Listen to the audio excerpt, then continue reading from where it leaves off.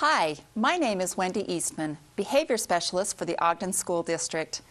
I have been asked by Dr. Rich Moore, Executive Director of Elementary Education, to introduce you to our Positive Behavior Support Model. You may have heard of it, as it is not something new. PBS is practiced across the nation by many schools right here in Utah.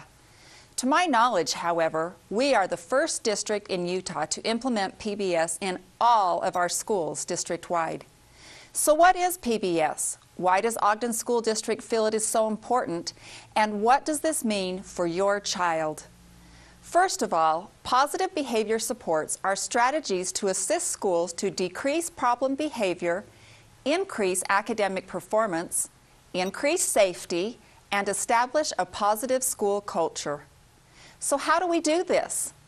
Typically, schools focus on 3 to 5 behavioral expectations or rules that are positively stated and easy to remember. In other words, rather than telling the student what not to do, the school will focus on the preferred behavior. The school then decides what these rules look like and sound like in all areas of the building, such as the cafeteria, the hall, the classroom, the restroom, etc. We know that students cannot be expected to follow rules they do not know. We already know this as parents. When we take our children to the restaurant, for instance, we prepare them with our expectations before going in. We remind them to stay in their seats, have good manners, and use a quiet voice. It would be unfair of us not to let them know of the expectations beforehand and then get mad at them for running around the restaurant or yelling to a friend at another table. We would never take for granted that they already understand those expectations. It is the same at school. We teach the behavioral expectations for all the areas of the school, such as the classroom, hall, cafeteria, restroom, and playground. Then, if there is a behavior problem, we reteach it. Next, we reinforce students for following the expectations or rules. Again, we as parents already know if a good behavior is not positively reinforced, it is less likely to reoccur.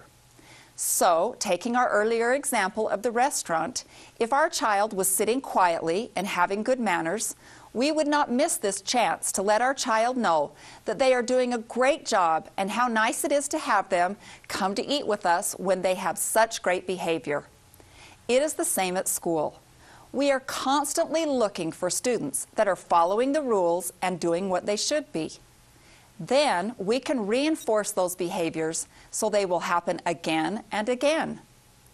You may have heard your child talking about receiving a ticket, attending a party, having their name announced, eating lunch with the principal, or you may have even received a phone call home because your child was caught following the rules. We have found that by teaching, practicing, and reinforcing the school rules, about 80% of the students do very well behaviorally. About 15% of the students need some more specialized help with their at-risk behavior. And about 5% of the students need individualized help for high-risk behaviors. To help us better understand how we can teach these skills, each school keeps data on all behaviors. This means that when a student has a minor behavior problem, such as swearing, or a major behavior problem, such as hitting another student, these behaviors are entered into the computer. Then, a report is made showing when and where the behaviors are occurring. This helps our teachers see if they need to increase supervision in a certain area or at a certain time, or if certain behavior skills need to be taught or retaught. If you ever have a question regarding your child's behavior, you could ask their teacher for a printout. We think this will be very helpful to teachers and parents. One of the best parts about positive behavior supports is that it's not a packaged program. It has certain research-based components that we know work, but each school is free to make it individualized for their students and teachers.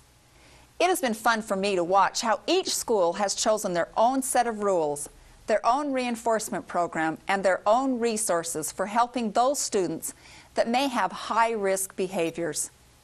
Here's how PBS looks in your child's school.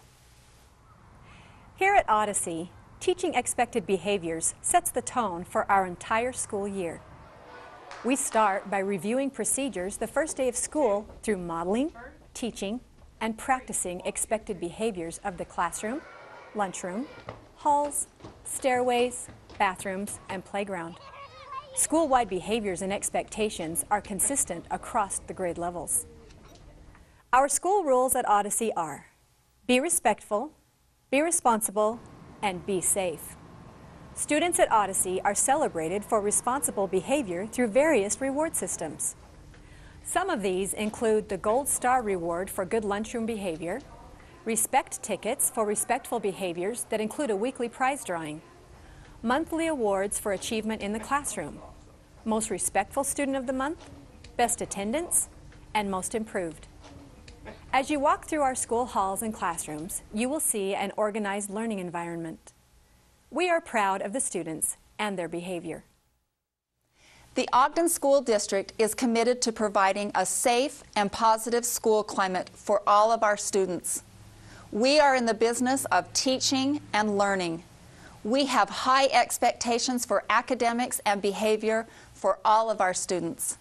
We believe that as we implement positive behavior supports in all of our schools, we are delivering this common message to our teachers, our students, and our parents.